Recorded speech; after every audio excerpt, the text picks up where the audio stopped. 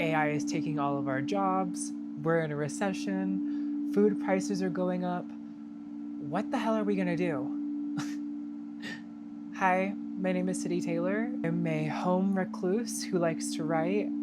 I like to create. I love music and I love spirituality and I love being awake. What it means to be awake, especially in modern society, stems from practical awareness of our body, our hearts, and our mind, as well as how we're acting and how we're navigating Earth. I think we get so convoluted with information now that every single day it seems that we're stepping closer and closer and closer into destruction. And we can sit with that for a moment and we can acknowledge that there is pain in the world. Take a deep breath with me. I want to remind you, though, that destruction is an imperative part of creation. We wouldn't be able to move into one phase of our lives if there were parts of us that wouldn't fade away. It's like when you want to lose weight. Parts of you have to disappear for the new parts to come into play. There is a sort of death of consciousness, a death of the old self that makes way for the new. So what we're seeing on the grand scale is so much intense conflict. We have pain in Gaza, we have destruction coming from Israel, as well as pain in Israel as well. But when we're spiritual people, or when we're seekers, or when we have hearts, we have a job to do in this moment. And we could get a little woo-woo with this by understanding that there is inherent connectedness in all things. We each have our own inner worlds that are seeking to be cultivated and prospered. Does this mean that when there's trouble in this world that we should ignore it? No. But there's something to be said about the capacity to observe without interruption, the capacity to understand without needing to change. But if you are at certain points in your life or in your journey or in your growth, you probably do feel compelled to do something about it. And here's the thing. If that's what would bring you fulfillment and joy, and you don't feel like you're forcing that on yourself, then you should do it.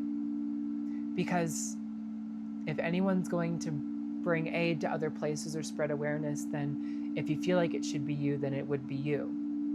But for some people like me who are on the spiritual path and navigating oneness, we have a bit of a jurisdiction within ourselves that we must go to a higher plane of understanding.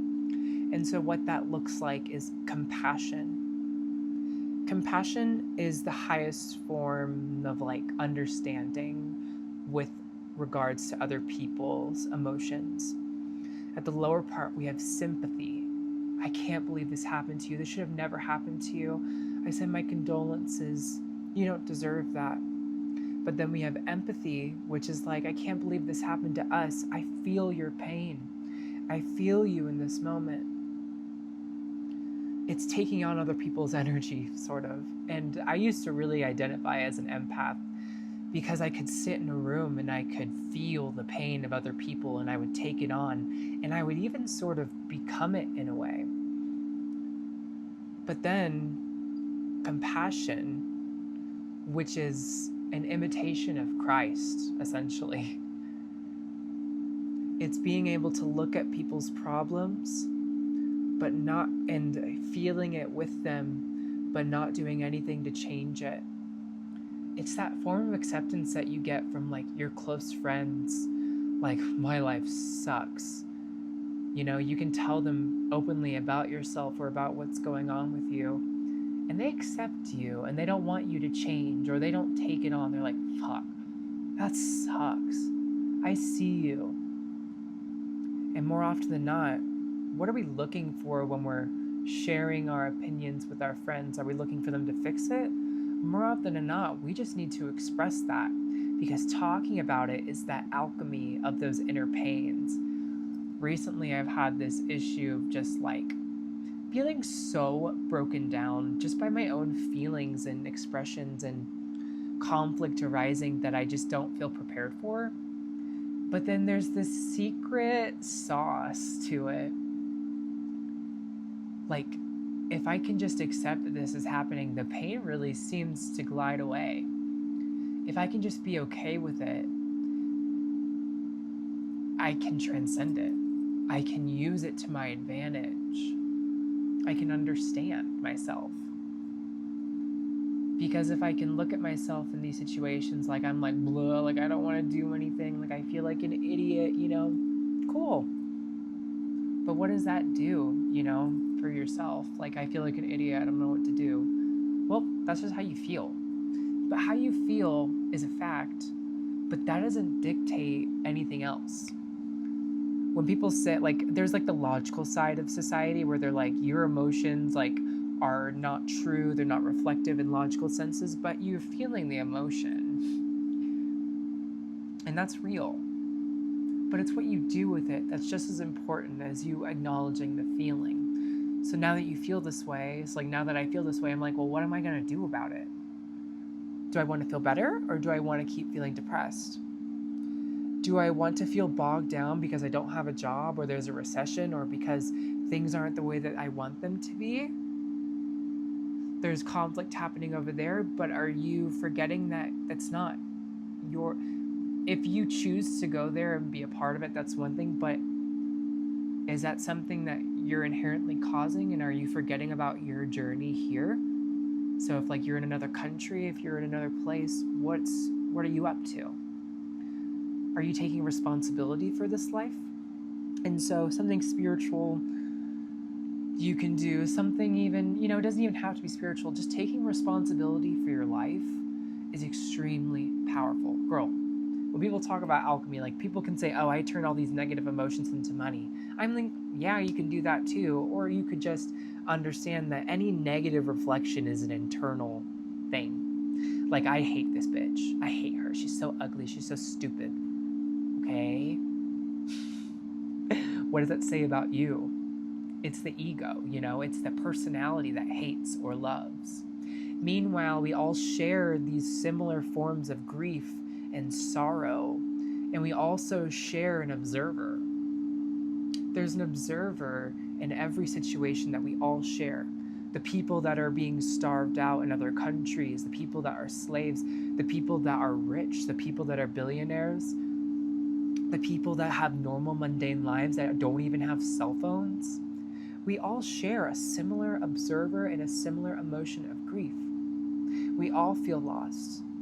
Even the people that are like serial killers, like psychopaths, they may not feel inherent emotion, but they do feel a sense of grief because they don't have a tap into their emotions.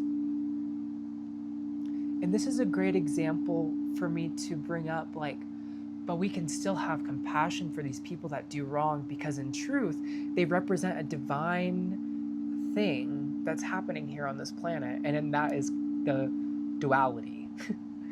And it's not about choosing a side.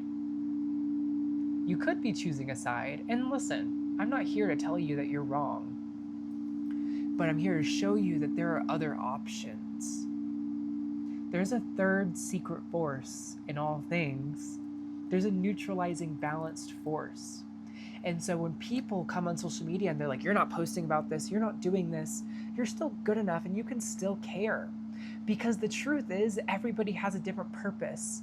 My purpose is to be creative, express myself, find joy, and do things in service to others in my special way. And also, it's part of your purpose to be healed, to understand, to love. Because there is this happening thing that's out of our control, we do anything that we can to take it back, whether or not it actually does anything for us. Because we're not in control.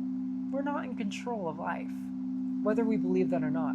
We can choose where we look and where we go, what we say and what we do, but we can't choose the outcome. I'm not going to be able to choose the outcome of global conflict. I can definitely impact those around me, and I can impact other people and their perseverance of it too, though. And I can be the kind of person that doesn't want to change conflict, thereby it becomes neutralized. I can have compassion for those people and understand that a lot of us came to Earth with intentional moments of experience. We have to remember that we all came here for a reason, whether or not we accept it or believe it. I really do see that. Something else I've noticed is that everybody looks like who they are on the inside. And when we feel like we're ugly or we're stupid, that's such a denial of the truth. And I feel like that so often. I'm like, I'm so dumb. Like, I feel like I don't want to be here. Like, I want to disappear. But then you do something about it, and then it's better.